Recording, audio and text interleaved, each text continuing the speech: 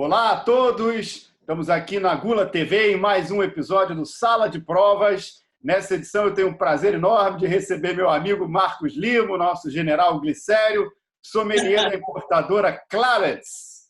Tudo bem, Marquinho? Como é que estão as coisas por aí? Boa tarde, meu amigo Lalas. Prazer enorme estar com você na Sala de Provas.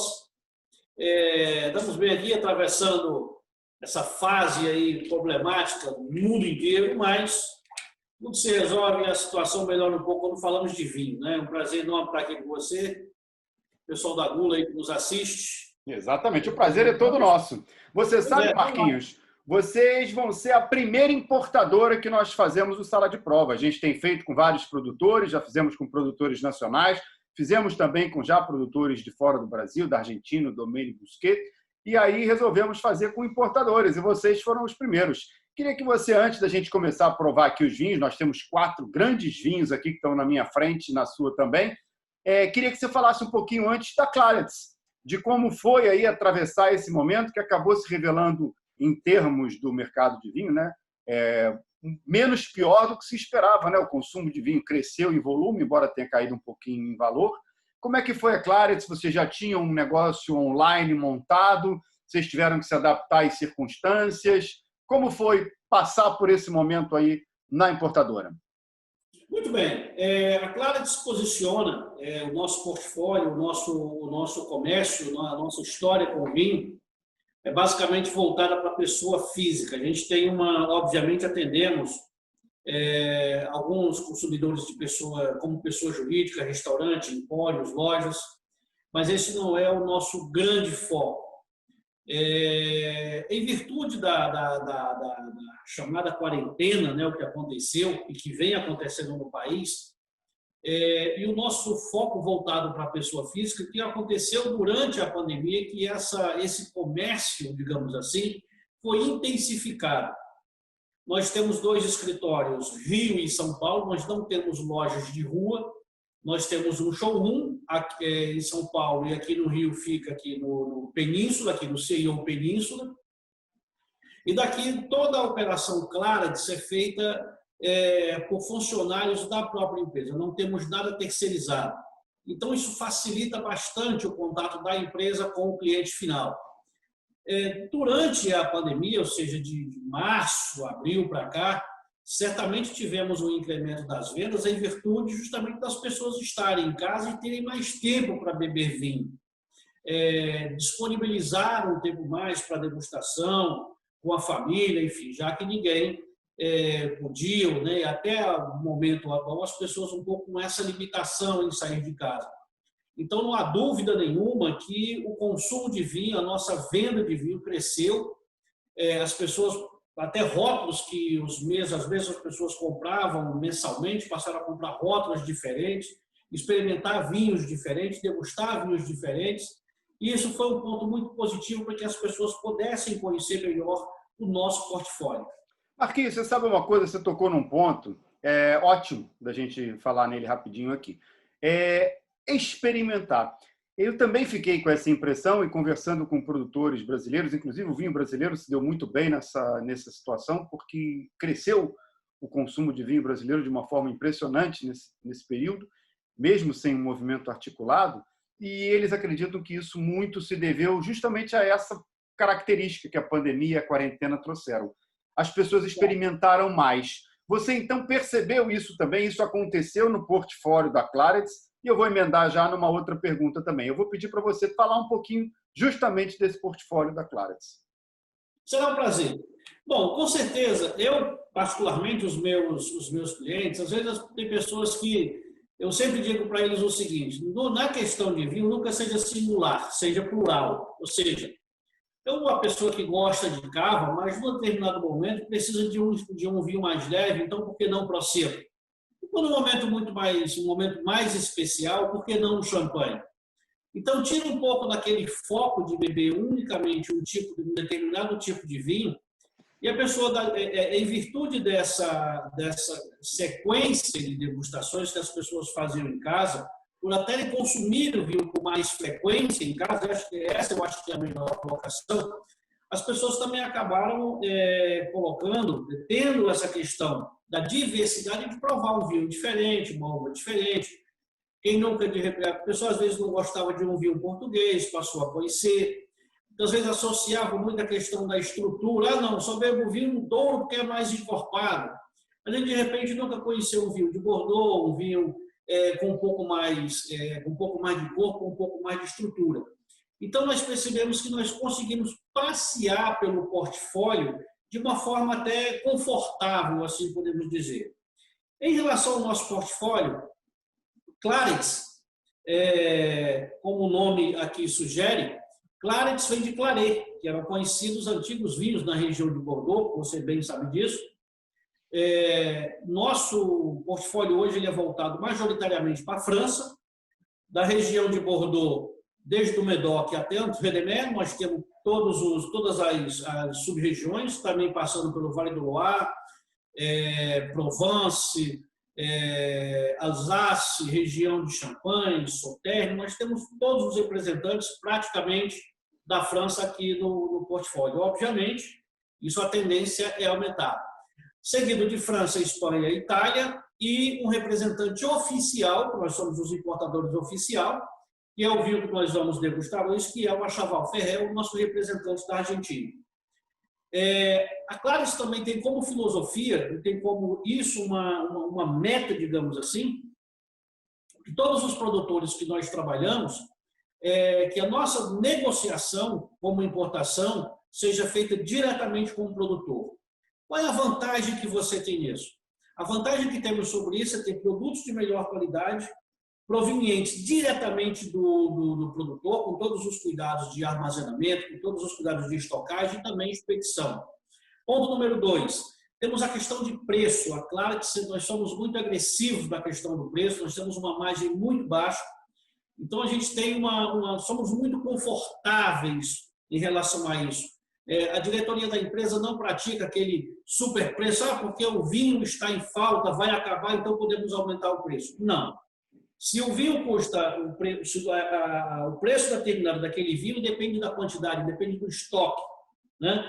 Então, essa parte da negociação direta, então o Chateau Margaux, que, por exemplo, agora é nossa negociação direta, do Jacques e Ponsot, que são dois importantes produtores da região da Borgonha, nosso.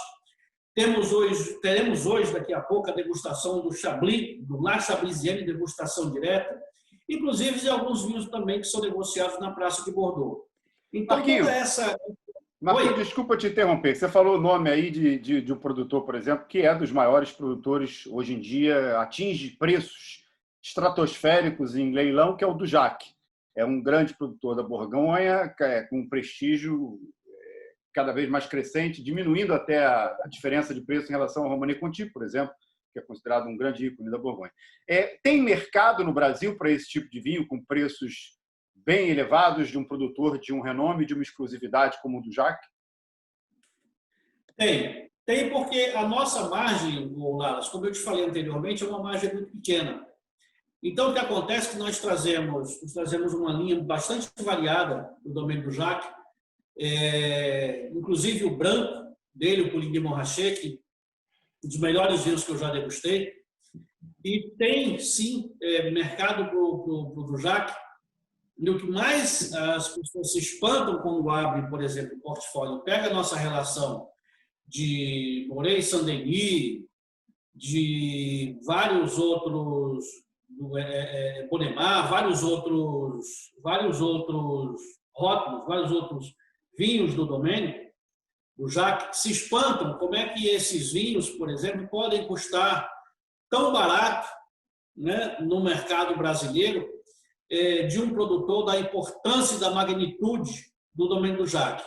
Um outro que também segue um semelhante é o Ponsot, que também temos uma linha muito importante do Ponsot, que é o grande produtor da região da Borgonha, e são vinhos que têm mercado, não só o do Jacques, como também o Ponsot, justamente porque praticamos um preço justo, um preço honesto por esses vinhos. Então, com isso, nós abrimos o nosso portfólio e damos oportunidade ao nosso cliente de provar e degustar e conhecer esses vinhos desses grandes produtores. Eu citei apenas 2 exemplos, Mas se formos para Bordeaux, aí tem muito mais. Vale do Loire, por exemplo, cara que você admira, Nicolas Joly, que faz um fabuloso poulet de Serrano. Eu gosto muito. Oh, eu sei. Então, são exemplos de produtores que são vinhos, não vou dizer para você que são vinhos absolutamente acessíveis, mas, por exemplo, a gente tem um vinho que nós vamos degustar hoje, um Achaval Ferrer Cabernet Franc, que é um vinho que custa R$120, absolutamente acessível. Sim. Nós temos o Majorce, que é um vinho de Notre-Dame, que é um Bordeaux, absolutamente acessível. Vem cá, já que você deu spoiler, vamos começar a provar, né? Já falou dois aí? Eu também já estou com sede. A gente começa pelo espumante, eu imagino, pelo cava. Eu deixei para você aí uma garrafa grande desse espumante, desse cava, que é o cava. Aqui, vou tirar da manga. Tirar da manga para manter a temperatura, né? A gente faz o trabalho direito de casa. Cadê aqui? Olha então, aqui. Eu queria te apresentar. Você tem a garrafa de 750 ml e o Vicampos também tem uma meia garrafa do Cinta Púrpura. Ainda na linha da Vicampos, aliás, desse produtor, tem o Reserva de la Família, que é um produto orgânico, a garrafa de 750 e também a garrafa Magnum, que é um espetáculo de garrafa. Eu digo sempre o seguinte, a garrafa Magnum é perfeita para 4 pessoas, por exemplo, quando 2 não bebem, óbvio. É bem por aí, é bem por aí. Vem cá, quer falar um pouquinho do produtor? Oi? Quer falar um pouquinho do produtor? É uma das grandes marcas de cava, né? E depois tem a fabulosa Vicampos, que é a Gran Reserva. Essa aqui, milésimo 2013, um néctar. Fizemos uma degustação ontem, uma verdadeira maravilha. Aí o Vicampos, quer dizer, antes de mais nada, é importante as pessoas saberem que cava é produzido também pelo processo pelo método Champenoise. Xerelo, Macabeu e Parelada, as cepas clássicas utilizadas nas nossas garrafas, sendo que a Gran Reserva leva ainda um pequeno corte da cepa Chardonnay, a Gran Reserva. Essa Reserva de la Família é uma cava Brut Nature, ou seja, sem adição de açúcar ao mosto, e a nossa... Cinta Púrpura. Agora vou abrir aqui a minha garrafa, que é a chamada Cinta Púrpura, que tem nas 2 versões, meia garrafa e garrafa de 750, que é essa aí que você tem. Perfeito. Feito? Uhum. Aqui uma tacinha, que nós aqui somos também no Brasil representantes exclusivos, oficiais, da marca de taças Zaldo, considerada hoje pelos críticos de vinhos do mundo inteiro como sendo as melhores taças para vinhos do mundo. Eu costumo dizer que é a Ferrari das taças. É a Ferrari das taças, é mais ou menos isso. Aqui, então... Vem cá, esse aqui, o Cinta Púrpura, é um espumante fácil de beber, né? Um espumante, assim, daquele estilo que agrada gregos e troianos, porque ele é levinho, é cremoso, ele é delicado, ele é fácil, tem uma fruta gostosa. Exatamente. É o que eu falo o seguinte, as pessoas não precisam pagar muito, pagar tão caro para beber um produto de qualidade, desde que quem o comercializa pratique honestamente esses preços. Então, temos na cava Cinta Púrpura um produto de excepcional qualidade,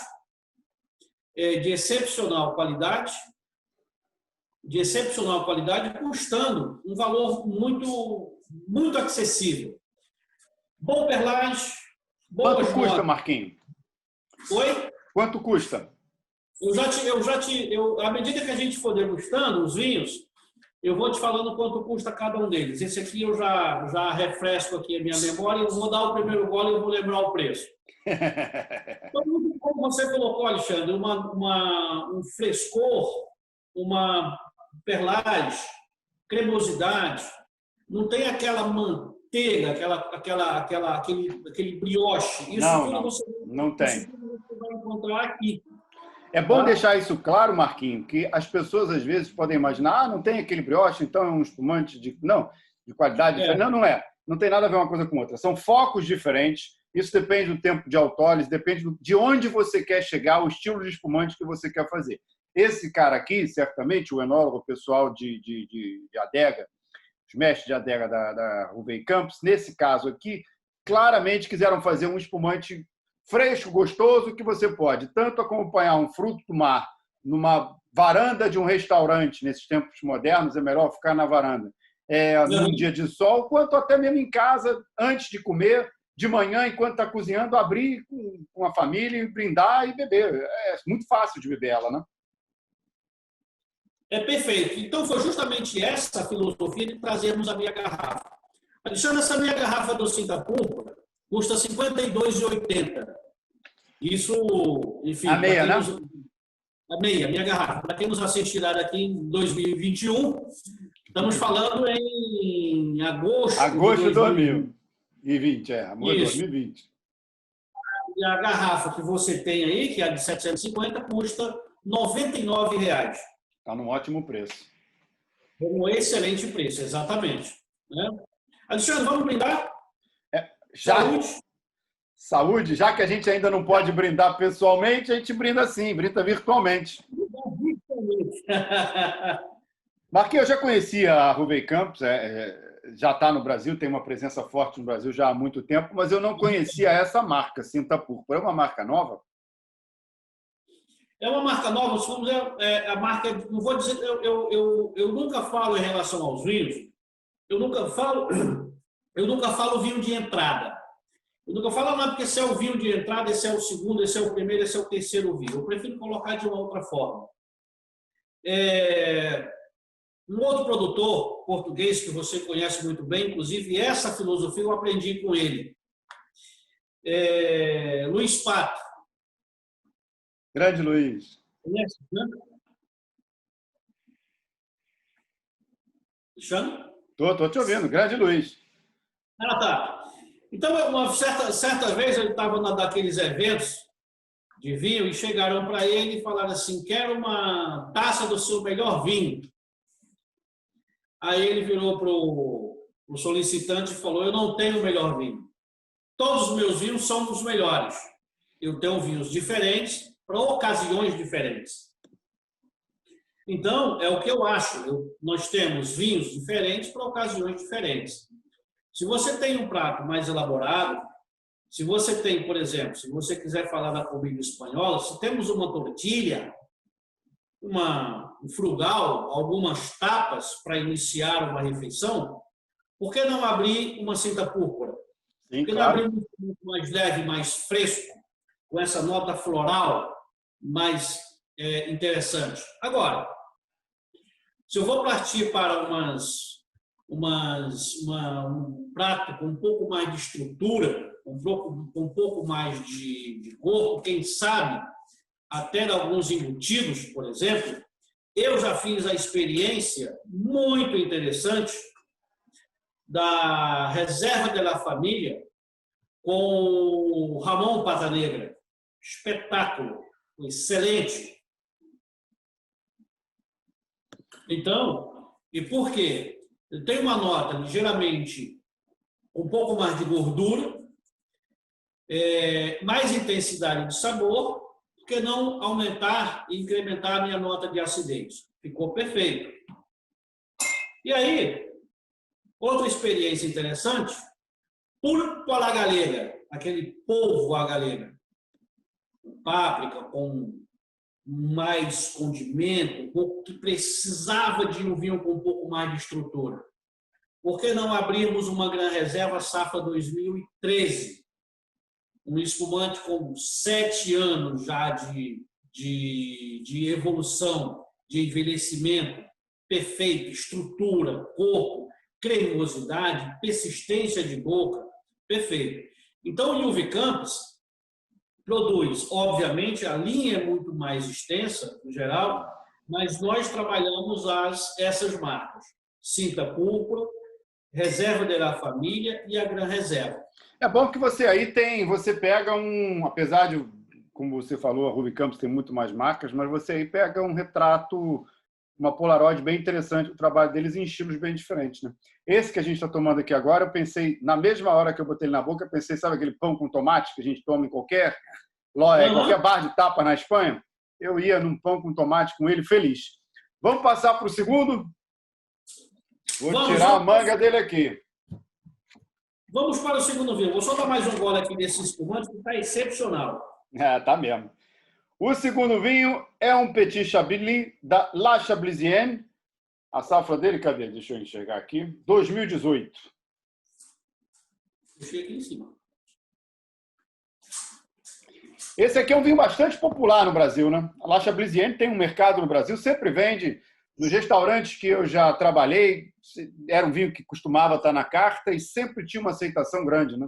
Continua, provavelmente. Imagino que a La Chablisienne continue a ser um sucesso de vendas como sempre foi. Muito bem. La Chablisienne, apresentamos, assim como você tem aí essa garrafa belíssima, aliás, essa aqui, na verdade eu queria colocar assim. Você tem aí esse Petit Chablis, La Chablisienne, 2018, fresquíssimo, é o que você tem aí. E o único representante, Demi-Bouteille, meia garrafa do La Chablisienne, é justamente o Petit Chablis, que eu também vou abrir a garrafa dele agora, para poder lhe acompanhar nesse brinde. Muito bem, o La Chablisienne, só para que a gente esclareça bem ao nosso telespectador, assim podemos dizer, sabemos que Chablis assim como todos os vinhos brancos desta região, são produzidos com a cepa Chardonnay. E temos o Chablis, o Petit Chablis, o Chablis, Chablis Premier Cru e o Chablis Grand Cru. São vinhos com aromas que remetem mais ao toque mineral. Eu sei que é um termo que você não gosta muito, da questão da mineralidade. Eu fujo dela feito diabo fora da cruz. Eu sei muito bem disso. Eu também fico sempre me perguntando sobre essa questão de associar a mineralidade com a questão do aroma. Eu sou mais favorável de falar dessa questão quando se fala questão de boca, né? Até pela própria acidez marcante do vinho. Mas, Marquinhos, sem querer te interromper, já te interrompendo, mas é evidente que tem uma coisa aqui que eu entendo o que as pessoas falam do mineral, porque a gente tem um toque aqui, um tipo de aroma que não é exatamente frutado, não é um aroma de barrica, não é um aroma de evolução, que é um toquezinho quase que salino que vem aqui na boca, que é um toque que remete a um pouquinho de pedra, um pouquinho... que marca muito os vinhos todos de Chablis. Todos os vinhos de Chablis têm esse fio condutor, tem essa linha que você colocou, que passa por... que as pessoas lembram sempre do lado mineral e associam sempre à mineralidade. Mas tem essa linha, por mais que a gente, de repente, fique preocupado em usar o termo mineralidade em vão, fica claro essa linha e fica claro ao que você está se referindo quando você fala mineralidade aqui. Porque esse Petit Chablis tem, como em geral os bons vinhos de Chablis têm, esse toque que vai muito mais para o lado da pedra, vai muito mais para o lado salino, do que, por exemplo, para o lado de uma fruta, ou para um lado de flor, ou para um lado mesmo de aromas de evolução ou de fermentação. Aqui tem uma curiosidade, Alexandre, porque, conforme estávamos falando anteriormente, a respeito da clientes buscarem esses novos vinhos durante esse tempo aí de quarentena. Então, aqui nós temos Bourgogne, nós temos o Domaine Olivier Leflaive, nós temos 2 vinhos dele. Nós temos uma Conversé, que é um vinho é um belo Chardonnay, mais simples, enfim. Nós temos o Pouligny Montrachet, do Clavaillon, Pouligny belíssimo. Espetáculo. Temos o Pouligny Montrachet do Dujac e temos 2 brancos do Ponceau, inclusive um maravilhoso, produzido com a cepa Ligoté. O que acontece é que muitas pessoas que degustam o Chardonnay da Borgonha, de repente associam a um Merceau, a um Chassagne, por exemplo, aquela nota amanteigada, aquele aroma lácteo um pouco mais intenso. E ter na taça aqueles vinhos com maior densidade, aqueles vinhos mais gordos. Quando se deparam com o La Chablisienne, essa joia, essa preciosidade da região de Chablis, os aromas primeiramente começam a mudar. Eu gosto muito do Petit. Sabe aquelas ervinhas frescas de cozinha que você, quando desfia para fazer algum tempero, tomilho, salve, alecrim, aquelas ervas frescas, eu gosto muito. É o buquê garni. Taça de Chablis e sinto e me remete a esses aromas. A partir do momento que vamos subindo a escadinha do Chablis para o Chablis Premier Cru e para o Chablis Grand Cru, as coisas mudam completamente. Então, Grenouille, na parte mais alta da região, vinhedos menores, produzidos pelo Chablisienne, é um vinho que te remete um pouco a essas características em relação à Borgonha, ou melhor, em relação a Côte d'Or, por exemplo, né, já que o Chablis está dentro da região. E um outro Chablis, que enfim, está no nosso portfólio agora, que não é muita quantidade, mas nós temos, para mostrar a capacidade de evolução desses vinhos, um Chablis da safra de 2003.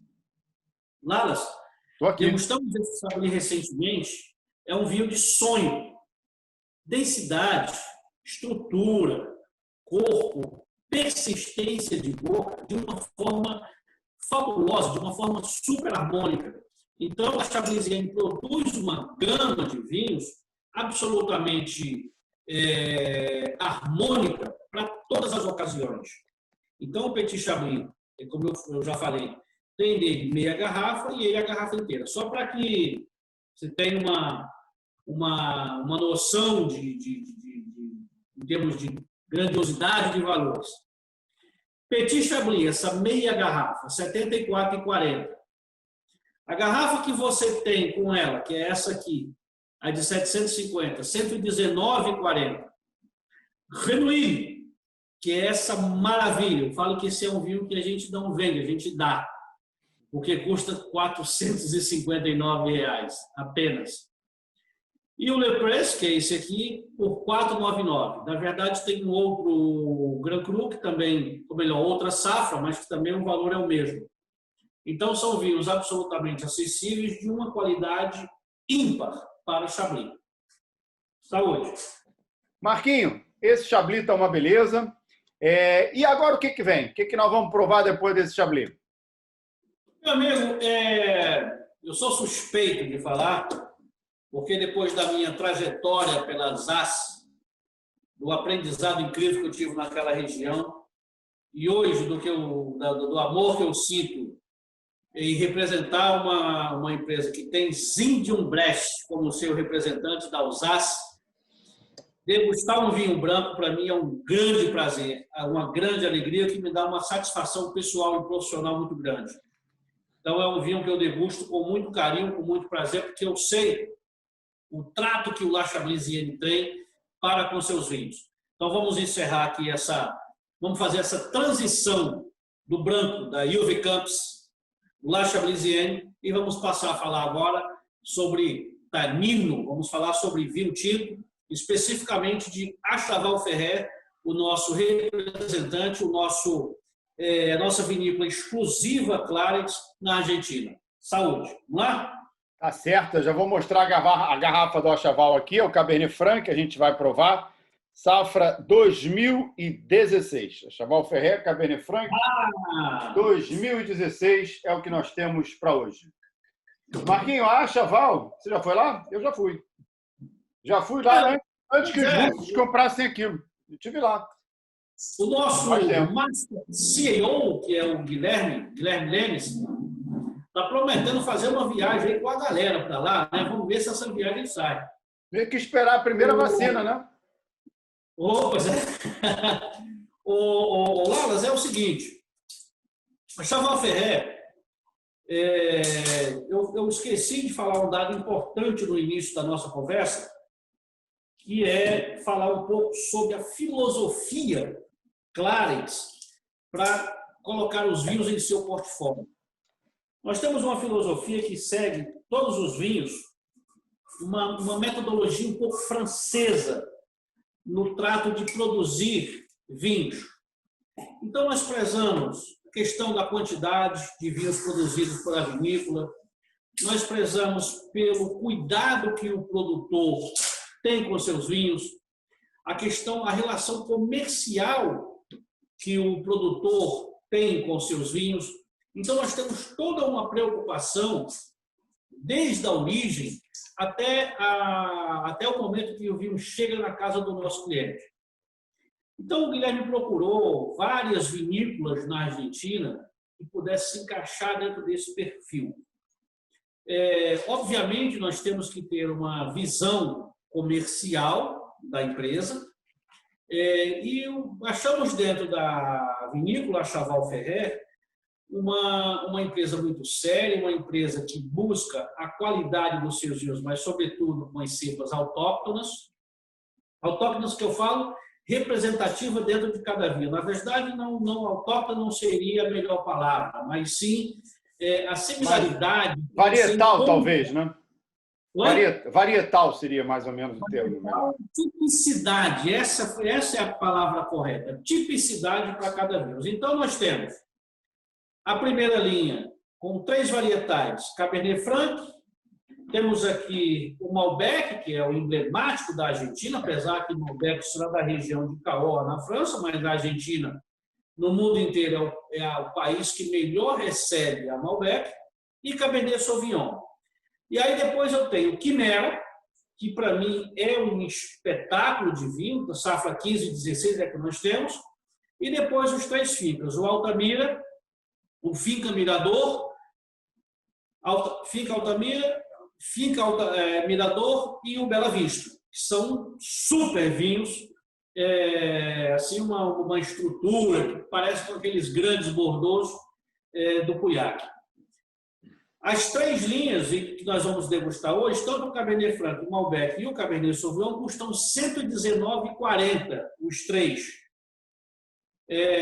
São belíssimos vinhos para aquele churrasco com aquelas belíssimas carnes argentinas, ou as carnes até do Uruguai, conforme a gente já degustou, que são carnes extremamente suculentas, saborosas, ricas, em saborosidade principalmente. Então, atende muito bem a essa linha inicial. Escolhi uma taça para essa degustação, a taça Universal Zalto, que é essa aqui. A taça Universal Zalto eu gosto de utilizar para degustar, inclusive, espumantes. Eu adoro beber champanhe, espumantes, os espumantes em geral, inclusive Marquinhos, champanhe. Bom que você tocou nesse assunto aí, porque a gente tem visto em restaurantes de prestígio no mundo afora a queda da flute. A flute está entrando cada vez mais em desuso e a gente vê, mesmo em restaurantes estrela Michelin, muitas vezes, eu fiz isso no Rio de Janeiro, modéstia à parte, eu fui pioneiro quando eu tive lá aquele restaurante de comida crua e era uma taça só para todos os tipos de vinho. E era justamente essa taça aí. Não era da Zalto, na época a Zalto ainda não estava no Brasil, mas era uma taça exatamente desse mesmo perfil, porque essa é uma taça universal. Então, antes, já que a gente tem um pouquinho de tempo, eu mesmo me permito, antes da gente entrar no vinho, falar disso.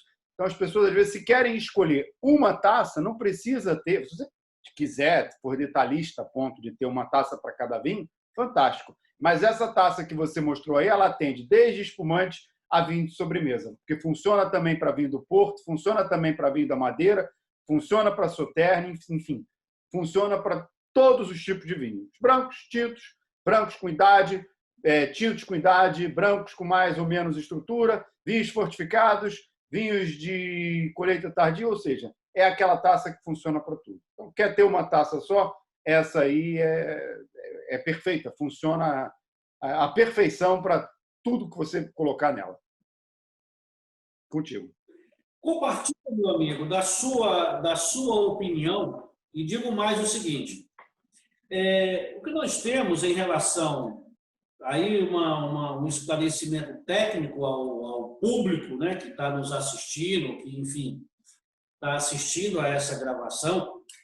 Por que os fabricantes, melhor dizendo, de taças, produzem taças para cada tipo de vinho? Na verdade, um tipo de taça, por exemplo, como eu tenho aqui a Borgonha, que é uma taça, o bojo mais largo e uma boca mais estreita. Uma razão muito simples. Vinhos menos estruturados, como o Pinot Noir, por exemplo, ele tem menos corpo, mas é um vinho muito rico em aroma. Então, eu preciso volatizar esse aroma, mas na hora da saída, eu preciso fechar esse aroma. Então, por isso, a boca mais fechada. Da mesma forma, acontece com o champanhe, acontece com a taça universal de degustação, acontece com as taças de Sauternes. A taça universal, uma taça para todos os vinhos, ela precisa ter o quê? Um bojo mais largo e uma boca mais estreita. Ponto. E foi exatamente isso. Lembro demais da Vieira Soto de ter degustado branco, tinto, rosé, champanhe, vinho de sobremesa, numa taça universal que você introduziu para todos os vinhos. Então, na hora de comprar uma taça, o que eu consumo mais na minha casa? Ah, não, eu sou bebedor de Borgonha. Eu só bebo vinhos com essa estrutura, vinhos mais leves. Então, uma taça de Borgonha. Inclusive, eu prefiro taças um pouco maiores para champanhe, porque exalam, volatizam melhor os aromas. Então, eu prefiro. Então, eu gosto muito da taça universal, que é uma taça que você pode usar tanto para branco, como para tinto, sobremesa, madeira, que são vinhos com uma alcoolicidade, assim como o vinho do Porto, com uma alcoolicidade um pouco mais importante, e que tem um espaço muito bom, muito importante para a volatização desses aromas e também da sua alcoolicidade. Concorda comigo? Concordo em gênero, número e grau. Agora, vem cá, esse cara aqui, eu estou falando de uma taça só, mas eu aqui botei uma taça para cada vinho. Mas, enfim, a gente bota uma taça para cada vinho, ou bota a taça universal. Não, vem cá. Você está parecendo aquele personagem que aparece na internet de vez em quando, que é uma taça de vinho por dia, e o cara usa uma taça que cabe uma garrafa Magnum. Mas é porque esse vinho aqui, eu conheço bem, esse cara aqui é uma intensidade aromática impressionante. Então, por isso mesmo que eu preferi até uma taça mais aberta, justamente para que ele venha e inunde meu nariz com a quantidade de aroma que ele tem. É um vinho, o Achaval a gente conhece aqui, é uma vinícola boutique argentina.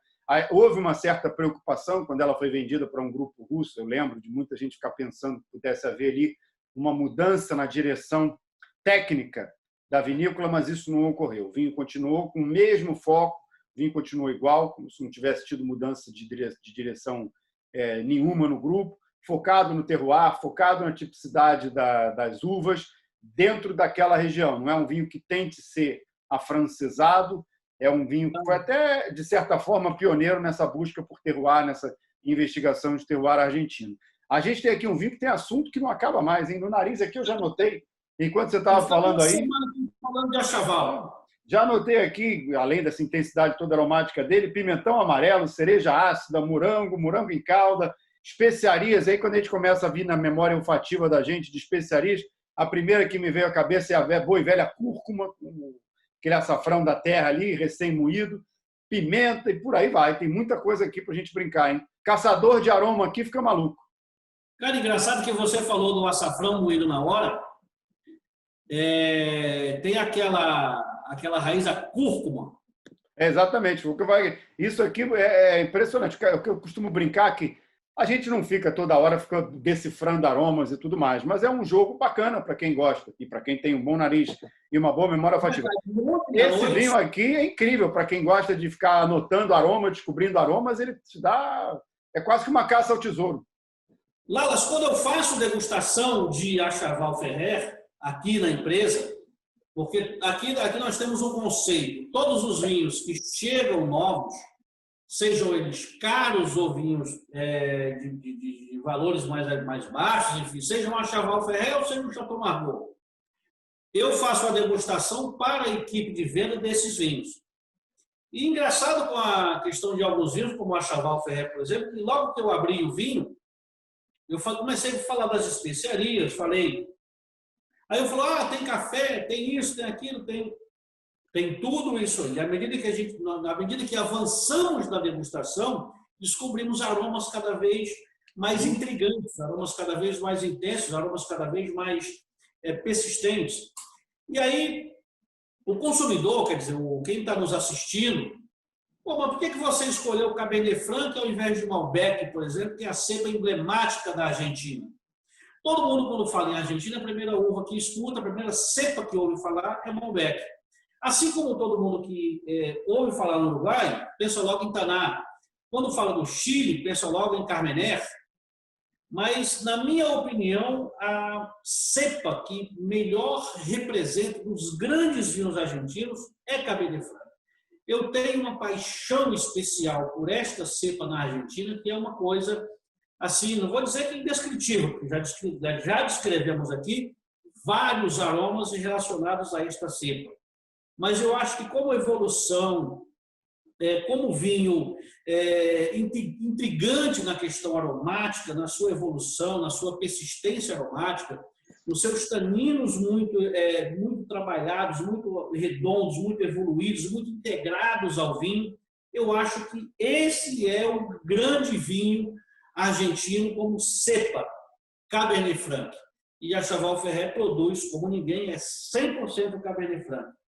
Então, eu acho que é um vinho que tem uma grande representatividade, obviamente, para quem quer vinhos com um pouco mais de estrutura, com um pouco mais de corpo, com um tempo mais de adega, de repente com uma carne um pouco mais gordurosa, uma proteína um pouco mais gordurosa. Mas, enfim, eu não quero aqui ditar regras de harmonização, até porque essa não é a intenção do nosso encontro. Mas, certamente, Cabernet Franc, para mim, é o que melhor representa a Argentina, independente dos vinhos de porte, enfim. Saúde, meu amigo. Saúde, o grande vinho que a gente tem aqui. Bom vinho, eu gosto dentro da categoria dele, dentro da faixa onde ele briga, ele está muito bem posicionado, muito bem conseguido, né? É engraçado que a gente, quando pensa, se a gente olhar para trás ali 10, 15 anos para o vinho argentino, no momento do vinho argentino, a gente tinha vinhos que tinham essa força no nariz, mas muitas vezes na boca eles acabavam se virando pesados demais, com excesso de madeira, com excesso de extração, excesso de estrutura, uma fruta madura demais para a acidez baixa que eles tinham, então os vinhos acabavam tendo um conjunto um pouquinho desequilibrado. A gente não vê isso só na Chaval, embora até a Chaval tenha sido uma das pioneiras em mudar esse perfil. A gente hoje vê isso bastante no vinho argentino, uma busca maior por um equilíbrio. Então, a gente já não vê aquela mesma extração, já são vinhos com um pouco menos de matéria, um pouco menos de concentração, um pouco menos de extrato seco, mas com uma acidez um pouquinho maior, embora não sejam vinhos ácidos, até porque é difícil você conseguir uma acidez natural tão elevada na Argentina, não são muitos lugares em que isso é permitido, mas a gente já começa a ver conjuntos mais equilibrados para uma concentração e para uma estrutura menores e uma acidez um pouquinho mais alta. Não sei se você compartilha dessa opinião. E até um amargorzinho, que era uma coisa raríssima da gente ver na Argentina. Esse aqui, por exemplo, esse Cabernet Franc, no final de boca, tem um amargor muito levinho, uma pontinha muito que eu acho até muito gostosa, por sinal. Você antecipou as minhas palavras, porque era uma questão justamente que eu estava aguardando aqui na manga, que era esse amargor. Porque eu consigo compartilhar esse amargor no fundo de boca com poucas pessoas que têm essa percepção gustativa. Ponto número 1. Ponto número 2. Sempre uma questão muito relevante, por sinal, que me chamou muito a atenção, justamente essa presença exagerada da madeira, essa presença exagerada do carvalho, que muitas vezes o carvalho americano, nós sabemos que tem um enólogo francês aí que é fã da questão desse aroma exagerado de baunilha para os vinhos argentinos. Então, aqui você não tem nada disso. E quando eu fui degustar pela primeira vez a Chaval Ferret, eu falei assim, aí vem mais um, como diria Daniel Braga, palito Pérez, ou seja, aquela presença da madeira exagerada que acaba tornando o vinho enjoativo do ponto de vista gustativo, do ponto de vista gastronômico, inclusive, pelo excesso de madeira, o excesso de baunilha, o excesso de coco no aroma, tornando o vinho dessa forma mais enjoativo e não permitindo uma diversidade de harmonização. A Chaval Ferret faz justamente o contrário. Eu poderia abrir agora os 3 vinhos e notar aromas, texturas, sabores e intensidade aromática absolutamente distintos um do outro, sem ter aquela mesmice do aroma da madeira, do coco, da baunilha, muito marcante, muito presente, tornando, assim, o vinho extremamente enjoativo. Meu amigo, podemos passar para o próximo? É claro que podemos passar para o próximo. Está ele aqui. Ah, garoto! Vou dar mais um olho aqui, porque o vinho está muito bom. Marjós também 2016. É bom a gente botar até lado a lado, né? Que novo mundo, velho mundo. Mesmo ano, a gente olhar como é que foi a safra no hemisfério norte, como é que foi a safra 2016 no hemisfério sul. Fazer a nossa comparação aqui. É engraçado quando a gente fala quando fala safra 2016 nos vinhos da América do Sul, muitas vezes a gente está se referindo ao ano de 2015, né? Porque a nossa safra é no início do ano, nossa colheita é no início do ano. Então a safra já começou a ser forjada no ano anterior. Já tudo bem aí, Marquinhos? Tá tudo. Caiu alguma coisa aí? Mas aí a gente tem aqui, de qualquer maneira, é interessante a gente comparar. Não, foi só o saca-rolha que eu estou procurando aqui e não achei. Ah, tá aqui, achei. Mas a produção rapidamente traz aí um saca-rolha para você resolver esse problema. Não será por falta de saca-rolha que nós não iremos degustar o Marjós. Meu amigo, na casa de um sommelier, tem um ditado que na minha casa não se aplica. Casa de ferreiro e espeto de pau. Lá em casa não. Lá em casa tem vinho e tem saca-rolha e tem copo. O mesmo aqui. É engraçado, eu já estou com ele na taça Alexandre, aqui, não vou dar spoiler, não. Viu, Alexandre? Certa vez eu estava na região de Champagne e fui visitar lá um produtor e na saída, para minha surpresa, fui presenteado com uma garrafa de champanhe do cara que eu estava visitando. Muito gentil, peguei a garrafa de champanhe, eu estava com mais um casal de amigos e resolvemos passear pela região do Cabo de Carlos. Aquele friozinho gostoso e tal. Aí eu falei assim, olha, vamos abrir a nossa garrafa de champanhe? E aí o cara virou para mim e falou assim, ué, não tem como é que a gente vai abrir a garrafa de champanhe se a gente não tem com o que beber? Você já imagina o que aconteceu, né? Então, meu amigo, eu não tenho esse problema. Na minha casa nós temos vinho, taça e também temos saca-rolha. Eu estou aqui já com o vinho aberto, já está na taça. Na verdade, eu abri todos os vinhos um pouquinho antes da gente começar o nosso papo. Ou seja, a gente já teve tempo aqui de dar uma respirada, assim como a Chaval também. Só para concluir o Achaval, enquanto você prova o Marjós, aquele com 1 hora de aberto, mais ou menos, que é o tempo que ele está, ele começou já a desenvolver os terciários, mas ele ainda vai levar muito tempo até formar aquele buquê completo com todo o potencial aromático que ele tem. Quando a gente vai para o Marjós, a gente já tem um vinho com muito menos intensidade de aroma, né, Marquinhos? É engraçado que quando a gente bota lado a lado os dois narizes, o Marjós parece até que some.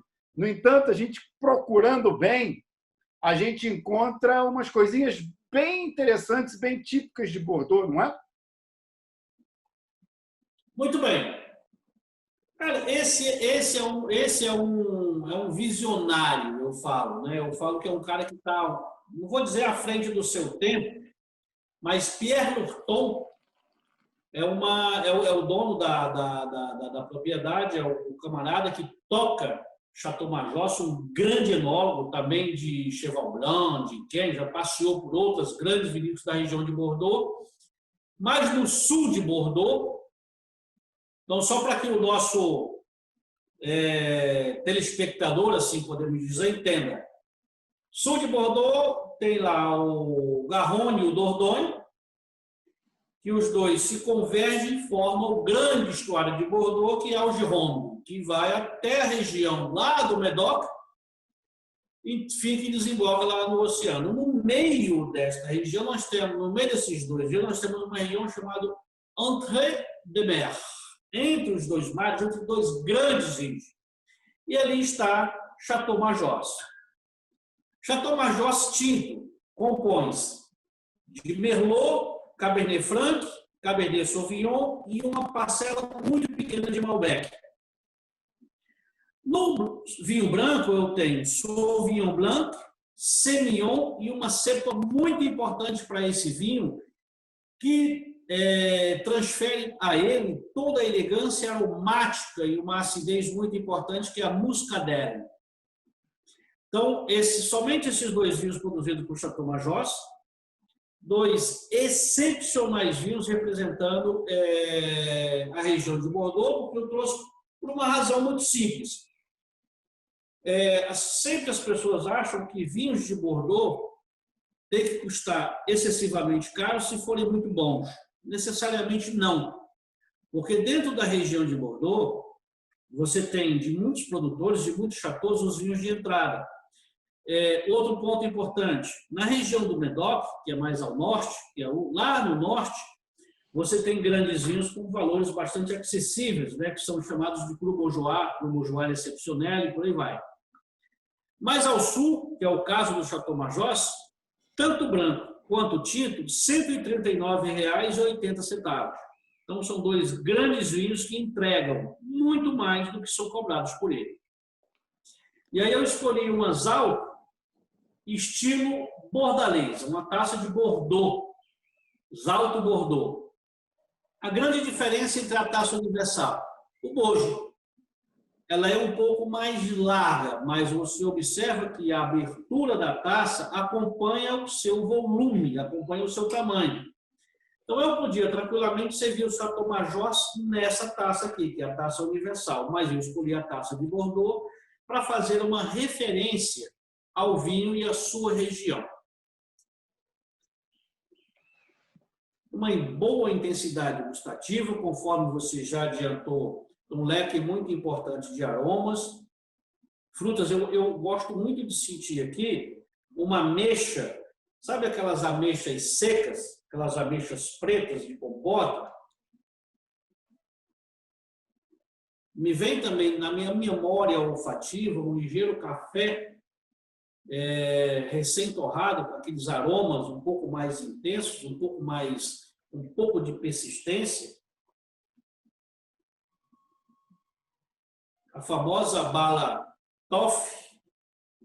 Eu não gosto nunca de me prender exclusivamente na degustação de um vinho pela questão aromática. Até porque o aroma é muito subjetivo. Então, se eu falar de repente que alguém de torrefação de café na hora, ninguém nunca passou por essa experiência. Eu hoje aqui embaixo no CEO, onde é o nosso escritório, estavam cortando grama.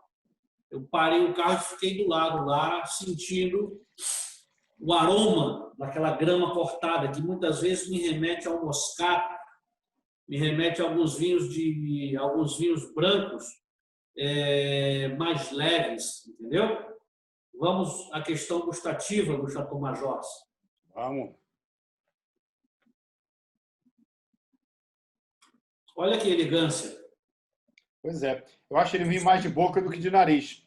Eu não peguei muito dessa ameixa, mas o café, claro, o café é muito evidente, esse café é recém-moído. Tem um lado de grafite nele também, eu acho que a Cabernet Sauvignon que deve emprestar, mas esse para mim é um vinho muito mais de boca.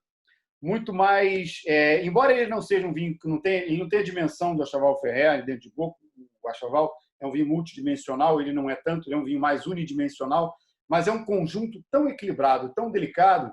A gente às vezes fala muito da potência dos vinhos de Bordeaux, especialmente quando a gente vai para a margem esquerda e mais ainda quando a gente pensa em Pauillac. Eu gosto muito de Entrée-de-Mer. Eu acho que é uma região pouco falada, pouco valorizada, e isso é bom para os consumidores, porque acabam comprando esse vinho realmente dentro aqui do mercado brasileiro, a esse preço, ele está muito competitivo. Talvez entre um pouco isso, né? O fato da região onde ele é feito. A gente aqui tem esse toque, quase que um toque terroso, com essa elegância que esse vinho tem, com essa fineza que esse vinho tem, são taninos menos agressivos. É um vinho mais austero, um vinho mais discreto, mas que me agrada muito. Esse estilo casa com o meu gosto pessoal. Alexandre, voltei aqui agora na taça do Cabernet Franc do Chaval Ferret. Impressionante como a evolução aromática desse vinho, como o crescimento aromático desse vinho, é uma coisa assim indescritível.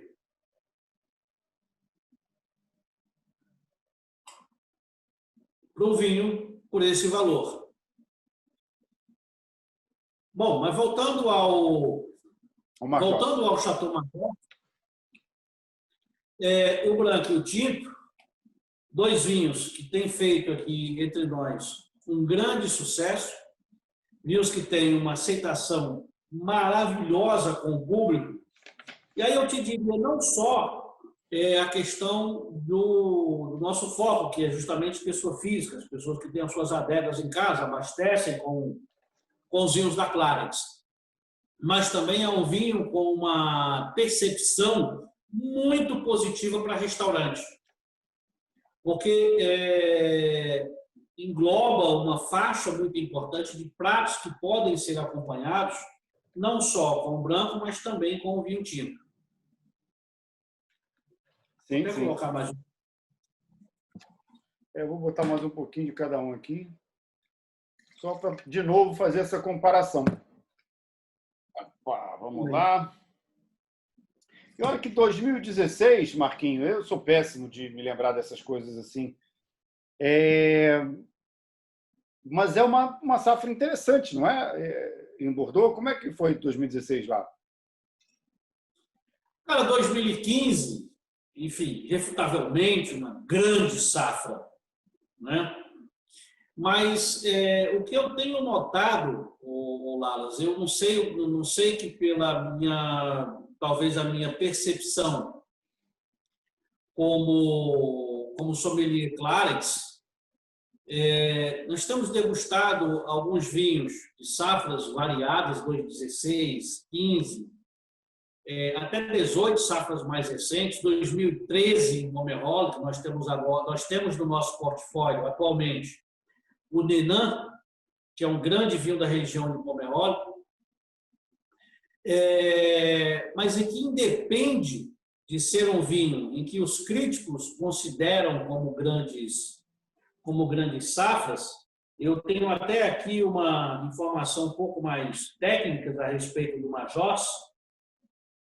50% do vinho passou pela barrica de carvalho novo e 50% em barrica de carvalho de primeiro uso. Uma safra, não vou dizer que foi uma safra excepcional. Não foi. Eu estaria mentindo se dissesse que fosse. Como foi a safra de 2015, que foi uma safra melhor. Mas, Marquinhos, você não acha uma coisa que acontece? Por exemplo, tem uma coisa na 2016 que eu gosto, e comparativamente a 2015. 2015 tem muito mais fruta, uma safra com muito mais intensidade, mas 2016 é uma safra mais... uma safra que deu vinhos, assim, pelo menos nessa primeira fase, que esses vinhos ainda estão na infância deles, mais elegantes.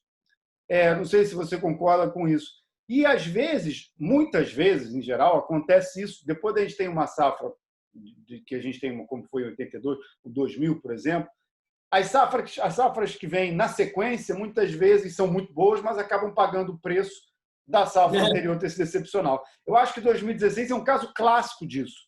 É uma boa safra com vinhos elegantes, menos soberbos, vamos dizer assim, menos intensos, menos exuberantes, mas mais austeros, mais na dele, mais tímidos, mas com uma elegância muito marcante.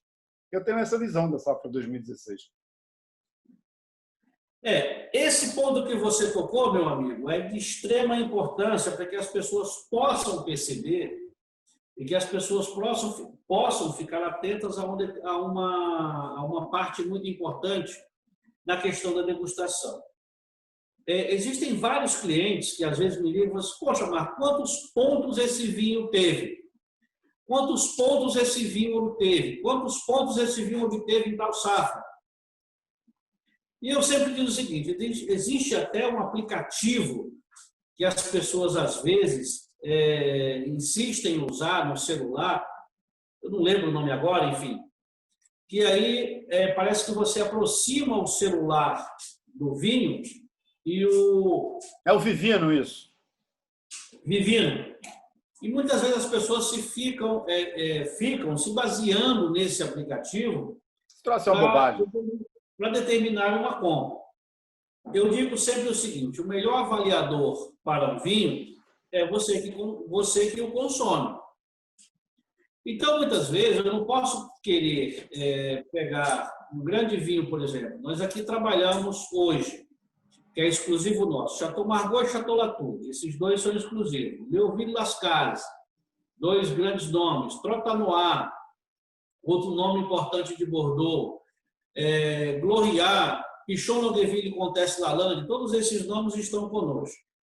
O que acontece é que se você, por exemplo, pegar um vinho desse na safra de 2015 e querer comparar com a safra de 82, se você colocar no Vivino, você não bebe outro vinho que não seja 82.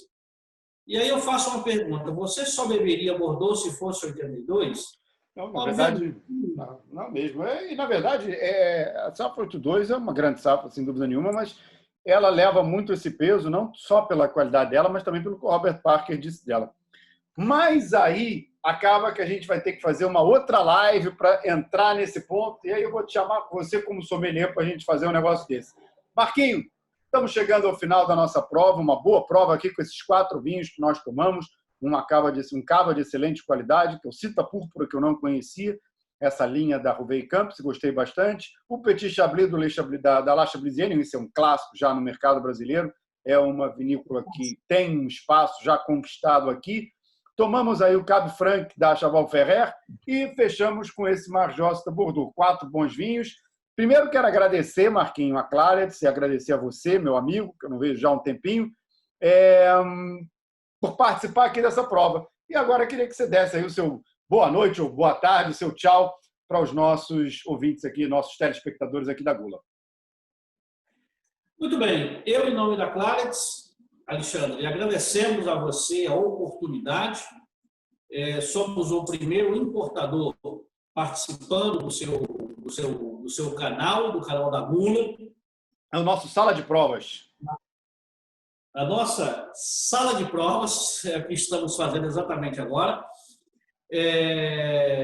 Enfim, a nossa filosofia como empresa, antes de tudo, somos amantes de vinho. Gostamos de vinho. A gente bebemos vinhos por prazer, porque gostamos. Escolhemos criteriosamente cada produtor, cada fornecedor. Nós temos Você não faz ideia da quantidade de produtores de vinhos que hoje nos procuram para ser representados por nós. Mas acontece que nós estamos além disso, nós estamos além do dinheiro, além do comércio. O nosso assunto é vinho, primeiramente. E é importante, né, Marquinhos? Ser movido pela paixão é sempre importante. Marquito, a gente vai terminar aqui com um brinde. Saúde. Longa vida Clarets, longa vida Gula e longa vida ao vinho, que o mercado de vinho no Brasil cresça cada vez mais, que isso é bom para todo mundo. Isso aí, meu amigo. Muito obrigado. Saúde. Saúde.